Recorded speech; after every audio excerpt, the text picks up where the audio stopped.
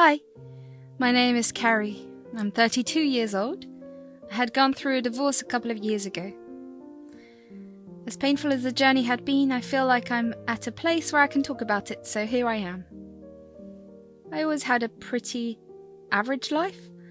I was average at my studies and had average skills at everything I put my hand to. I really embodied the quote, "Jack of all trades, master of none," I guess. Like everything about me, my looks were average too. I wasn't by no means ugly, but I also wasn't the kind of person to make heads turn when I walked into a room. I grew up being comfortable with how I looked. I was never self-conscious about my looks. After all, I had successfully had a couple of really handsome boyfriends throughout high school and college. My looks never bothered me until I got into this really toxic relationship in my last year of college. Initially, my boyfriend at the time had been nice. I knew he wasn't going to be the one for me, but I dated him because I liked his company. Over time, as my feelings grew for him, I began to excuse a lot of his crappy behaviour. I was so blinded by love for him that I never really realised the kind of damage he had done to my self-esteem. By the time our relationship had come to an end, my self-esteem had shattered entirely. I could no longer look at myself because when I did, I would feel so ugly that I would start sobbing. It took me 5 years after graduating college and leaving that boyfriend for me to start dating again. The person I started seeing was my now ex-husband, Nick. We met at a bar. I had gone out to celebrate one of my friend's birthdays and happened to meet him there. I was the only one among my friends that wasn't drinking. I hated how self-confident I got when I was drunk because I could see how ugly I was when I was sober. I wanted to save myself the embarrassment, so I chose not to drink much. Nick had been the one to approach me that evening. Hey, how's it going? Oh, hello. I'm good, thank you. How about you?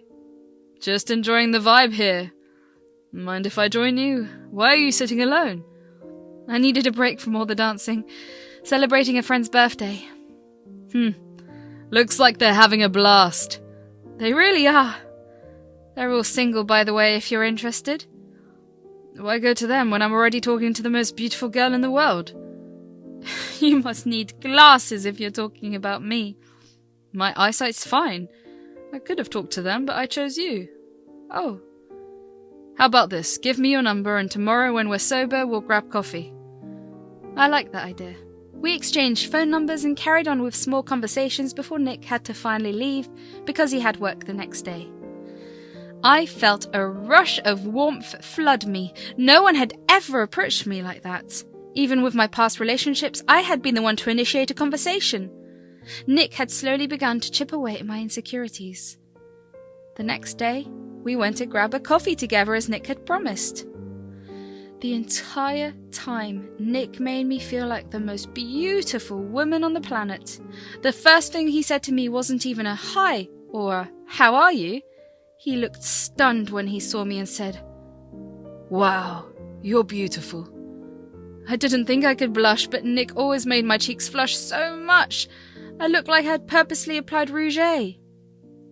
We began to meet each other regularly after that. We quickly began dating.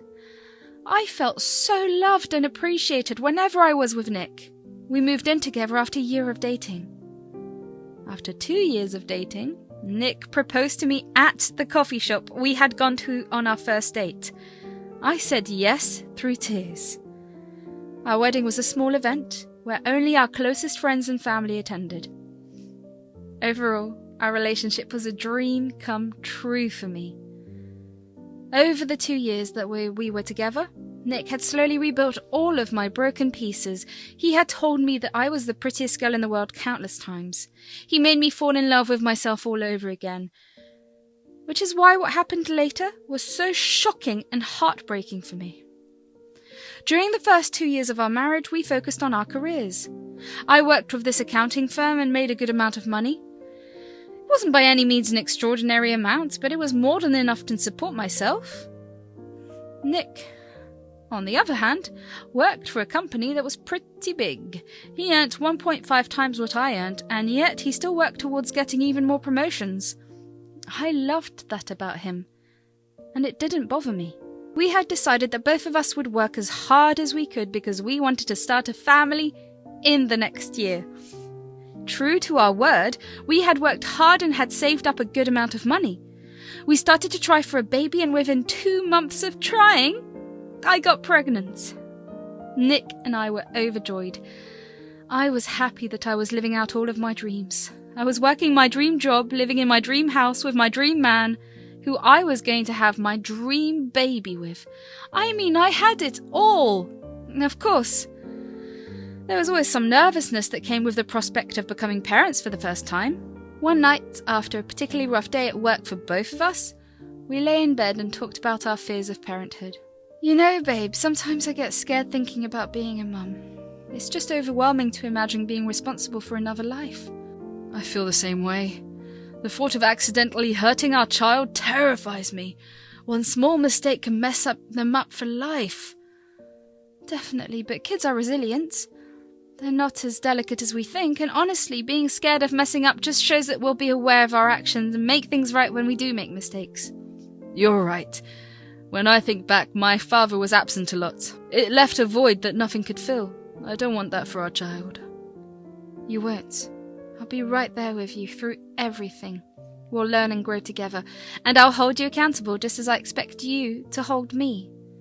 I promise to always be there with you, my love. How did I get so lucky with you? The feeling's mutual, babe. We're in this together, no matter what. We'll be the best parents we can be. Even though I was terrified, knowing that Nick would be by my side comforted me greatly. I knew that no matter what life threw at me, he would be there by my side. Oh, how wrong I was. A couple of months after that conversation, I gave birth to a beautiful baby boy. We named him Joe. The first few weeks with Joe were really hard. Joe was a fussy baby who never slept at night. Nick and I kept trading nights staying awake. It obviously began to take a toll on both of us. The lack of sleep made both of us cranky and irritable. To make matters worse, I had been diagnosed with postpartum depression, or PPD, so I was struggling. Most days I could barely get out of bed. Nick would have to take care of a lot of things.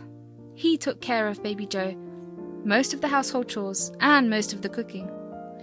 I would do what I could as best I could, but almost every day my brain felt like a huge fog had settled over it. I felt so low and unable to function. The only thing that made me feel better was lying in bed and crying. I would obviously take care of Joe when Nick was at work, but when Nick came back home, I would happily pass Joe over to him.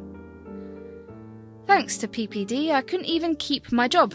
I sent in my resignation letter and tried my best to cope with my illness. Obviously, Nick had reached his breaking point at some point. He'd come back from work and just latched out at me after I couldn't get Joe to stop crying. Why can't you do better as a mother? All you do is sit around. What are you talking about? I'm fine with you quitting your job, but you're supposed to take care of Joe. If you can't even manage that, what's the point? You know I have postpartum depression. How long will you use that excuse? Excuse? You'd think I'd lie about something as serious as this. Look at me. Do I seem like I'm enjoying any of this? Every day is a struggle and I physically ache not being able to care for Joe. I wish I could do more, but I can't. I had a tough day at work, my love. Boss is pushing hard and I'm on the edge. Balancing it all, work and Joe, it's overwhelming. I get it, babe. It's not easy. I'll try harder. Do more, so you don't have to bear it all. No, I'll manage things like always. It's been 6 months since Joe's birth. I need to take my role seriously and support you. I don't want you to strain yourself. I'll handle things. I want to do my part, babe, for Joe and for us. We're a team, right? Yeah, we are. We'll figure it out together. I started pushing myself to fight the fog in my mind. I took care of everything around the house, all while looking after Joe. The only thing that comforted me was food. I will admit that it was the reason I had put on a good 30 pounds. I had neither the time nor the energy to work off all the food I consumed, although I gradually began to notice how Nick was spending less and less time at home. Nick still did his share of the responsibilities, but he would always be working till really late at night. He would come home and be too exhausted after work to talk to me or just spend time with me. It hurt real bad. I I was already struggling, but to not have the one person who was supposed to be my rock not be there next to me was painful. Every time I asked him why he was away for so long, he would tell me that he was working towards the promotion and that he was doing it for us. I wanted just one night in with him, but he just never wanted it. Even on weekends, he would lock himself up in his office and just work. Over time, I stopped asking him so much. I just got used to his absence. However, Nick surprised me one day by asking me to accompany him to a work dinner that dinner. I was so excited that Nick was finally taking me out that I went shopping and bought myself a nice dress. I got dressed up for the event and dropped off Joe at my mother's place for the night. I expected a compliment from Nick, but Nick never said anything. I let it go and hoped that Nick's spirit would be lifted at the event. At the event, I got to meet a lot of Nick's colleagues. I even got to meet his boss, Amelia. She wore a tight red gown that only accentuated her body. She looked gorgeous. She approached us with confidence and with the prettiest smile on her face. She greeted both of us with kisses on the cheek. "Hey, I'm Amelia. Are you Nick's wife?" "Yes, I am. My name's Carrie." "I thought so. I've heard so much about you." "I hope most of it's good." "Oh, definitely. You're quite the topic." "Sorry for keeping Nick buried in work. I know he'd rather be with his pretty wife." "Well, you better get him that promotion then." "Oh, believe me, he's on the edge of getting one. Very close." "That's good to hear." The entire time, Nick just looked at the ground. He refused to interact with anyone when I was with him. The second he had left me to go socialise by himself, he was open and laughing. It stung. By the time the event ended, I was beyond upset. I never brought it up, because Nick didn't seem like he wanted to talk. When Joe was a year old, he was a lot less fussy than when he was a newborn. I had a little more free time on my hands, so I decided to start looking for work. Nothing too big and something that had flexible timings. After applying to a bunch of places, I finally got a job as a content writer. It would be paid per article and I was allowed to submit however many I wanted, whenever I wanted. It was the perfect job. I excitedly told Nick about the new job that night at dinner. Nick just grunted it in response and gave me a half-hearted congrats. I didn't know why I had expected him to be excited or even just happy for me. It hurt how little he cared. I cried myself to sleep that night. After that, I was pretty occupied with Joe, the chores and work. I began to finally feel better. The fog began to lift, but there was still a huge hole in my heart that only Nick could fix. One morning I missed him a little too much. I put Joe to sleep after feeding him and walked into Nick's office. Nick was at work, but since Nick spent most of his time at home in his office, it had become his second room. I wanted to surround myself with his things because Nick wasn't giving me any of his attention. I sat in his office chair and closed my eyes for a while, just taking in his scent. When I opened my eyes again, I looked at his desk. I couldn't help my curiosity. I looked through his stuff. I was just curious about what he did in his office all day. That's when I stumbled on a manila file that looked out of place among the drawer full of loose papers. I picked it up and looked at it. To my absolute horror, I saw divorce papers. They had already been signed by Nick. The only space left blank was the place where I was supposed to sign. My heart shattered. I knew that we weren't in the best place, but I didn't think that it was this bad. I still loved Nick, despite his absence. I just thought he was stressed about work and raising a child, but to ask for a divorce, that was too much. I knew I was difficult to deal with after I gave birth to Joe, but I was really sick.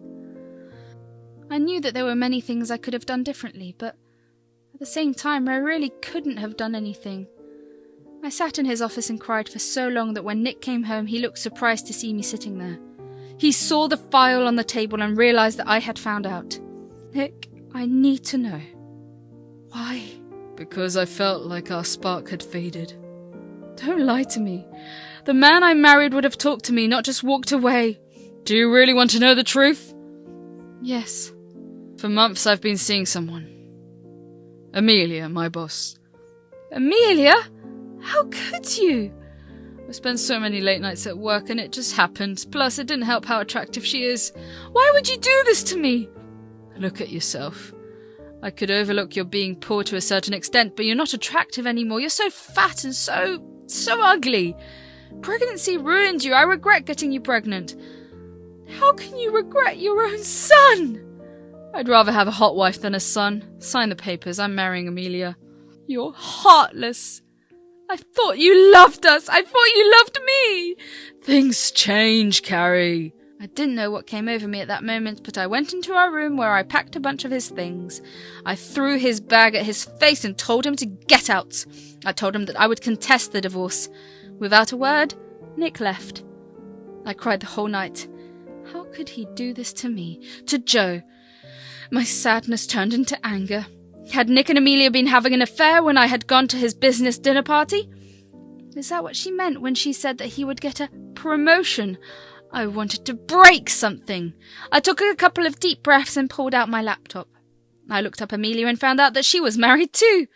I knew that I had no proof, but I texted her husband on Facebook. I told him what I found out. I hoped that something would happen, that Nick and Amelia would face some sort of consequence. I was too tired at that point to wait for a reply, so I ended up falling asleep. The next morning, I forced myself not to look at any of my screens. I busied myself with taking care of Joe and working. I needed to earn good money to afford a lawyer. In the afternoon, I had a visitor. It was a man that looked about the same age as me. He looked like he hadn't slept. I immediately recognized him as Amelia's husband, Jerry. He awkwardly asked me if he could come in, and I let him in. We sat down in the living room. How are you holding up? I'm okay, I guess. Still trying to wrap my head around everything. Yeah, I know what you mean. This whole situation is a mess. So why did you come over? Well, after your text, Amelia and I had a massive fight. I'm here partly because I needed to get out of my place and partly because I thought maybe you'd want to get revenge on them with me. Revenge? Yeah, they both hurt us deeply. I figured maybe we could give them a taste of their own medicine. Count me in. Nick not only betrayed me, but he also hurt our son. I'm with you on that. Both of them need to understand the pain they caused. We can show them what it feels like. Definitely. We can't let this slide. We don't deserve to feel this way. Agreed. Following the conversation, we began planning how to get our revenge. Jerry told me that he knew a couple of people in the higher positions of Amelia and Nick's company. Turns out, he's the one who recommended Amelia for the position and got her the job. Amelia must have been really stupid to cheat on her husband with a co-worker, knowing that he was the one who got her the job. In the meantime, we tried to collect as much evidence as we could of the affair. Jerry told me that he had access to all of Amelia's messages because she had her phone synced with their iPad, which allowed him to see everything on her phone. He also helped me get a real great lawyer. The next few weeks were hectic. I went to court for the divorce. Thanks to my lawyer, who presented a great case of neglect, I had the judge's favour. In the middle of the trial, Jerry and I began our next phase of the plan. He contacted his friends at Amelia and Jerry's firm. He informed them of Amelia's gross conduct. In a few days, the two of them were fired. Now, not only did I have proof of Nick's neglect, but also proof of his unemployment. That was the final nail in the coffin. I had won the court's favour and granted full custody of Joe. I was entitled to more than half of our marital assets, which meant that I could be more than financially stable for a while. Nick and Amelia found out what Jerry and I had done, and obviously, they tried to contact us. They left us messages and emails about how heartless we were, but Jerry and I ignored it. Jerry and I began to hang out a lot after this entire ordeal. We bonded over our heartbreak and betrayal. Eventually, we realized we had feelings for each other. I guess Nick's constant neglect of me made me lose my love for him, and his actions afterward only sealed the deal. Jerry and I started dating a year after everything that had happened, and we still are to this day. Jerry is great with Joe, and has accepted him as his own son. A year and a half after Jerry and I started dating, Nick reached out to me. He had stopped trying to contact me 2 months after the court hearing, since I never replied. He asked me if we could meet at the cafe near my place. After a little back and forth with Jerry, we decided we wanted to know what made Nick want to meet me. So I texted Nick and told him that I would meet him. We arranged to meet the next day. When I saw Nick, he looked haggard, like he hadn't been sleeping or eating. I have to admit that I felt really satisfied to see him look like that. What's up? Make it quick. Jerry's waiting for me outside. Jerry? Why is he waiting for you? Oh, we're together.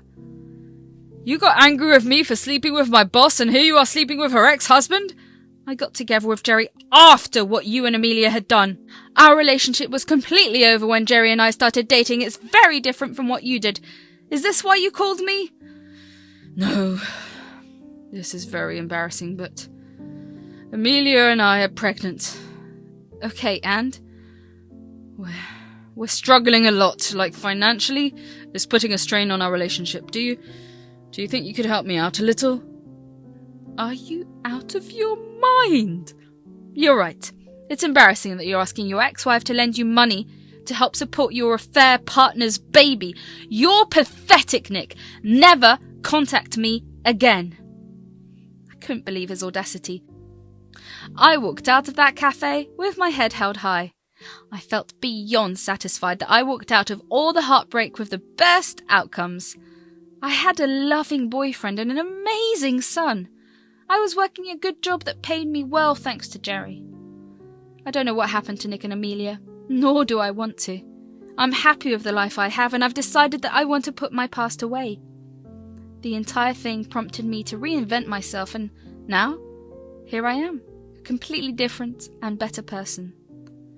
Thank you for listening to me.